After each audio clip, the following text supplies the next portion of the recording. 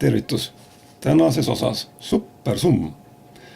Peavõit on siin 35 000 euri. Uskumatu. Siin on 3 mängu ja meie eesmärk on saada 3 TV-märki, sest tundub, et kõik suuremad võidud selguvad telestuudios õnneratast keerutades. Nagu näha, siis see on supersumm 3 ja ega 3 neljandata jää. Ei jää. Võidud on siin kirjas.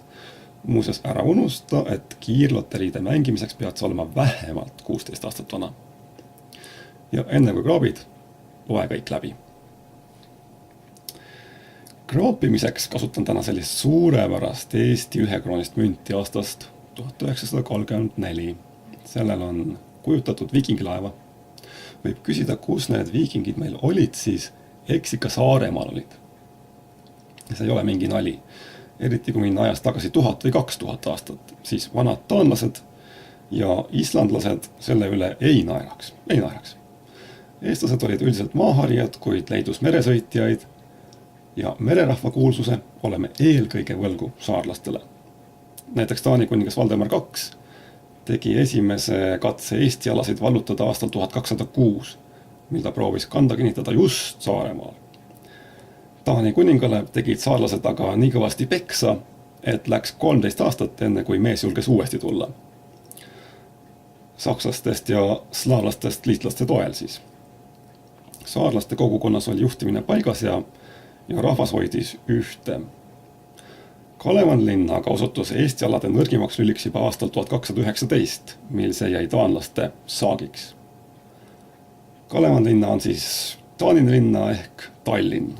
Kuigi meie mehed võitlesid 798 aastat tagasi vägevalt, siis tavaliselt piisab ühest äraandjast.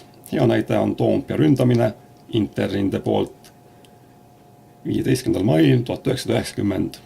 Leht küll kirjutab, et väravad murti maha, kuid täna on teada, et tegelikult tegi keegi seestpoolt väravat lahti. Huvitav. Ja aga lõpetan oma heietused ja kraabime siis. Et meil on siin 3 meepurki. Esimesest purgist on tarvis leida 3 ühesugust summat. Teisest meepurgist peaksime leidma 3 mesilast. 3 mesilast annaksid meile 5 euri, kuid nagu näha, on siin 2 lille ja 1 mesilane. See meile ei sobi. 3. meepurgist peaksime leidma 3 TV-märki. Jah, aga 2 ju ei piisa. Ei piisa. Et siis vaatame pileti korralikult üle ja veendume, et meil on jälle tühjad pihud. Noh, ja seda võis ju arvata, eks ole. Ei muud kui kuulmiseni ja nägemiseni.